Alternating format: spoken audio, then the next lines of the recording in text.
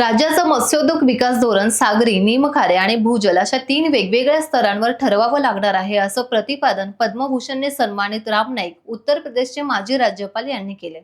महाराष्ट्रात प्रथमच राज्याचे मत्स्योद्योग विकास धोरण निश्चित करण्यासाठी राम नाईक यांच्या अध्यक्षतेखाली नेमलेल्या समितीची पहिली बैठक नुकतीच पार पडली.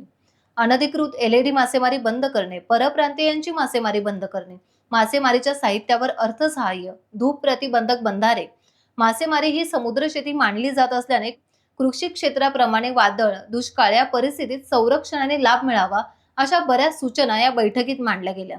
त्यामुळे या दृष्टीने सदस्यांसह सर्व संबंधितांनी मत्स्योद्योग धोरणाच्या अनुषंगाने आपले अभिप्राय किंवा सूचना 6 ऑगस्ट पर्यंत समितीला 1000 शब्द मर्यादेत महाराष्ट्र.fisheries.policy@gmail.com या ईमेल आयडीवर किंवा कार्यालयाच्या पत्त्यावर पत्रव्यवहार करून पाठवाव्यात, असं आवाहनही त्यांनी मासेमारीशी संबंधित सर्व बांधवांना केलं.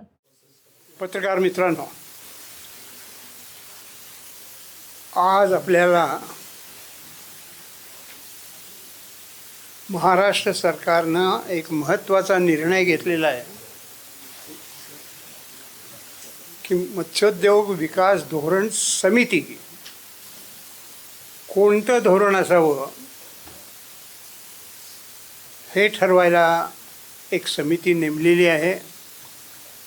मी राम नाईक त्या समितीचा अध्यक्ष आहे. त्या समितीवरती आमदार आहेत, वेगवेगळ्या मच्छीमार संघटनांचे प्रतिनिधी आहेत. पण यातलं महत्त्वाची उणीव आत्तापर्यंतची ही की महाराष्ट्र बनला 1960 आणि आता इतकी वर्ष झाली, पण अजून महाराष्ट्राला मच्छीमारांच्या संबंधीचं धोरणच नाही, अशी स्थिती आहे.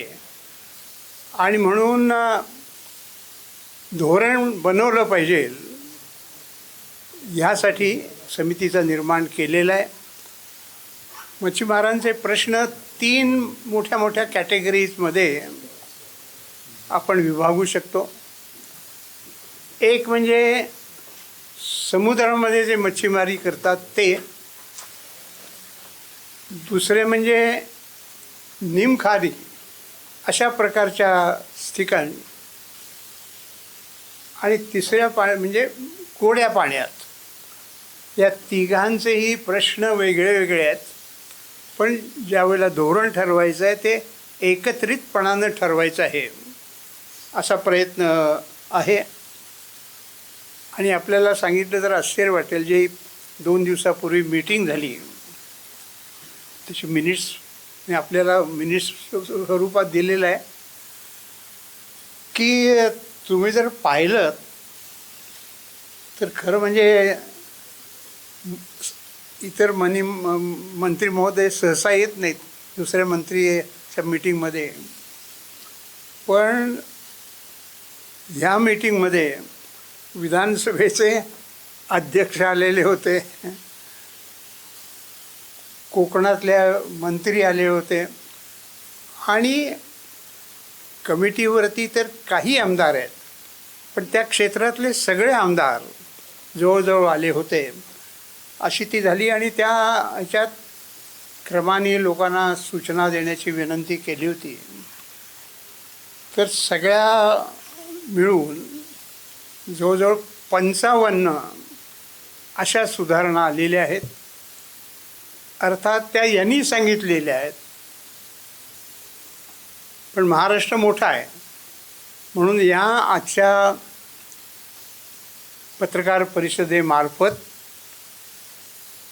आपल्याला विनंती करतो आहोत की ही बातमी तुम्ही पाठवा की ज्यांना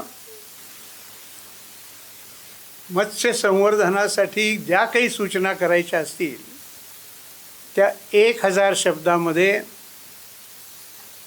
त्यामध्ये ईमेल दिलेला आहे किंवा या कार्यालयामध्ये 6 ऑगस्टपर्यंत त्या आणून दिल्या पाहिजेत. आणि ते काम म्हटलं तर सोपं आहे, म्हटलं तर अवघड आहे. पण अवघड की सोपं दिलेलं काम मी करण्याचा प्रयत्न करेन.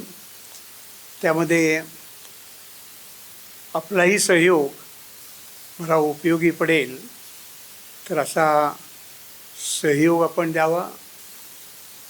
महाराष्ट्रातल्या मत्स्य विकासासंबंधी ज्यांनी जे आहेत त्यांनी या भूमिकेतून यापुढे वाटचाल करायचा निर्णय करावा.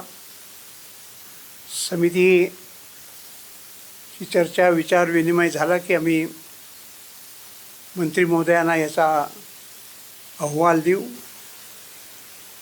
ते कॅबिनेटकडे तो सबमिट करतील आणि मग त्याच्यानंतर कॅबिनेट त्याचा निर्णय करेल. साधारणतः हे स्वरूप आहे आणि या स्वरूपाकडं दीर्घकाळ दुर्लक्ष झालेलं आहे. हे लक्षात घेऊन आम्ही घाई न करता परंतु योग्य वेळी आमचा अहवाल देऊ असा मला विश्वास आहे. टाइम्स डिजिटलला लाईक करा, सबस्क्राईब करा, शेअर करा आणि बेल आयकॉन दाबायला विसरू नका. पाहत रहा टाइम्स डिजिटल.